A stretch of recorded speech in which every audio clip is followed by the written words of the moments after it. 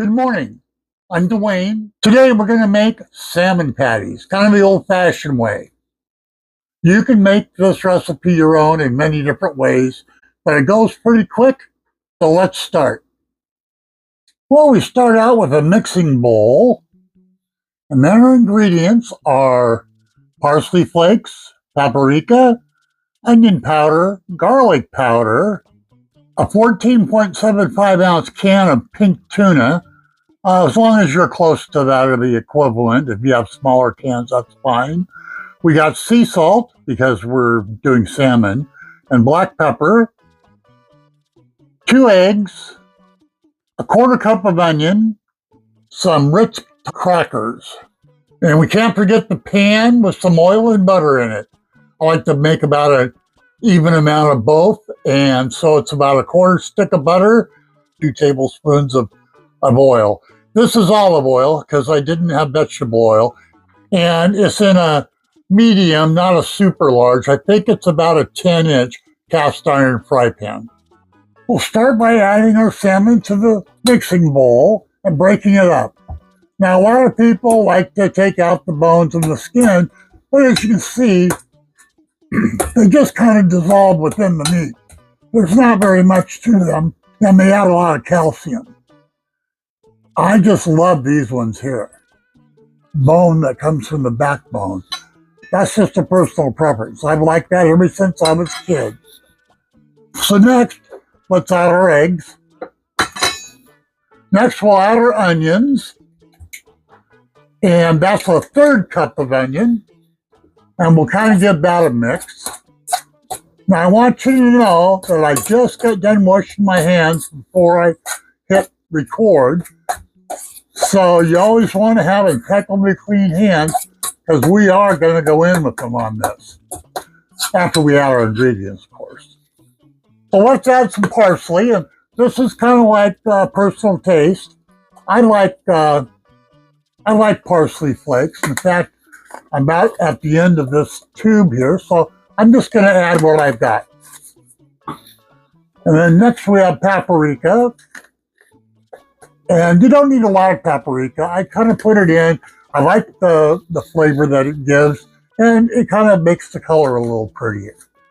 Next we have onion powder. That's just for flavor. And garlic powder, which is also for flavor. And we have salt, which is for not only flavor, but other parts of the recipe has it too, but that adds a lot of good minerals. It's Redmond sea salt, so, and some pepper, just to kind of kick it up just a little bit. And we kind of like mix that together. Now, let's add some crackers. I got these at Walmart. They're the Great Value brand, but they're Ritz, basically. Ritz crackers. I would say about a half a sleeve is what you want to use. So you can see there, here's the top. It's about a half a sleeve. If we need to add more, we can always add more. But it's going to be just fine. Now we do want to turn the burner on at this point. We will let this mixture kind of set for a few minutes. Let's get in there and squeeze. Just kind of grab a fistful and squeeze it together. Just like that. Now you can always take a little bit of this mixture, cook it up, and see how you like the flavor. That way you're kind of testing it if you think that it needs to have a little more of something. Although I did do a lot more measuring today than I normally do. I usually kind of just go by eye. But I wanted you to be able to do this recipe. This will be your starting point if you follow it. Now, if you want it a little drier, then you just add more cracker. And of course, if you wanted it more saltier or more peppery or that type of thing, you just add more of your spice. Or if you don't like any of those spices, you can leave whatever you want to out. Let me wash off my hands and I'll be right back. Okay, I decided I'm going to go ahead and try a little free sample here. Mixing up my oil and butter mixture together. I'm just going to take a small amount. Doesn't have to be a perfect patty. I'll just squish it down there and let her cook. Okay, so this is our experimental piece that I put in there, and I fried it. It probably took a total of maybe about 3 or 4 minutes for this size. But I like the color, so I'm going to try the taste. I like it. So I think we're going to go with it the way that it is. And I divided this up into about 4 sections. I want to try making size patties that are good for making a burger out of. So I can have salmon burger patty. So let me try that out. Oh, I think that's going to make a good size for a patty. The bread I've got is a normal type sandwich bread. It's keto bread from Safeway. I get it from either Safeway or Walmart. I've tried out a couple of different brands, and I kind of like this one from Safeway. Now, you can also put some cracker crumbs on the outside of this if you want. I'm not choosing to because that adds more carbs to it. About the only thing in here that's carbs is that cracker mix. I'm going to do 2 at a time. I don't want to overcrowd the pan. If you do, then they kind of end up not getting as crunchy or crusty. The edges don't get quite as nice. It just makes for an overall better fry if you don't crowd the pan. You know, in this case, we don't want to do that. I do like to try to have my edges better, but now I'm going to kind of shape them a little more. I'm just going to kind of press down on top of the patty. Not too hard, not too fast, just a little here and there. And I am actually going to flip them also because I kind of want an even pressure on both sides. Look at that, we're already starting to get a little color. Okay, there we go. Those are some nice sized sandwich patties. This is the bread I was telling you about. It's called Better Way, and it's 5-seed keto. It has 1 gram of net carbs, 0 sugar, and it's only 40 calories a slice. That is amazing, 40 calories a slice. I can't make it that way at home. Okay, I've turned my pan down a little bit, but I need to turn it up a little bit more. I have it on just under medium. I would rather cook these a little on the slow side. Just letting you take a peek. They're kind of cooking just the way I want it to cook right now. Can you see the bubbles around the edges? So they're pretty even cooking. I do like to rotate them during the cooking process also. I think we ought to flip these. Let's see what they look like. I always want to tilt your pan so you're not flipping into grease. Ooh.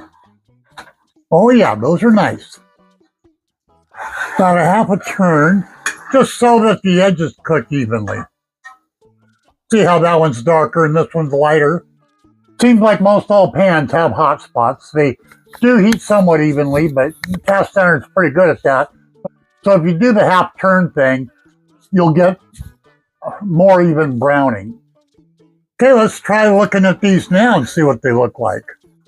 Yeah, they're more even browning, but oh, look there, it's a free sample. Yeah, I think these are shaping up to be nice little patties. They should make good sandwiches. I'll make some homemade tartar sauce here in a bit. I'll take that for you too. It'll be a separate video. Let's try flipping it over because that side had browned more already anyway. Oh yeah. Yep, let's let this side catch up. And these 2 will be done. I learned to cook from my mom, who lived and grew up on a farming ranch in Montana. But I love cooking with her. Okay, let's take these out. I'll flip them into this plate here. Ooh, yeah. Now these will cook faster. The second batch always cooks faster than the first. I would say almost 5 minutes aside total, not including the half turn that I do with them. They're about 10 minutes cooking time total, probably 10 minutes or less in prep. They have lots of omega-3s. They have lots of calcium if you leave the skin and bones in. As you can see, you don't really see any skins and bones. I see a few onion flakes and some parsley flakes, but other than that. Okay, let's flip these and see how they're looking. Ooh, I think we're getting pretty good browning. Now my burner goes from up to 10, and these are cooking right now at 3. The highest I had the pan was 4. But you know, it could be a little warmer than I'm cooking them at now. I turned it down because the oil and pan continue to heat. I love salmon patties. I'm cooking these no more than on a 4. Cooking is not only mixing up and throwing in a pan or whatever you're going to do, but there's techniques that you learn. And one of them is learning your stove, how it reacts. My stove, as well as most other electric stoves that I've used, they gradually heat up more and more and more to a certain point. Like 3 was probably as high as it was going to go, and it wasn't good enough. 4 is plenty hot. Let's go ahead and turn these over and see how they're looking. Oh yeah, that one's all the way done on that side. And this one, yeah, we can call that one done. It's a little thinner than this one, but it's been cooking on the cool side of the pan. Yeah, one more little bit on that side and we'll call it done. Thanks again for tuning in. Be sure to like, subscribe, and leave a comment if you'd like more information or want to suggest something for a next video. I'm Dwayne, and from Muffin and Cupcake, we hope to see you again.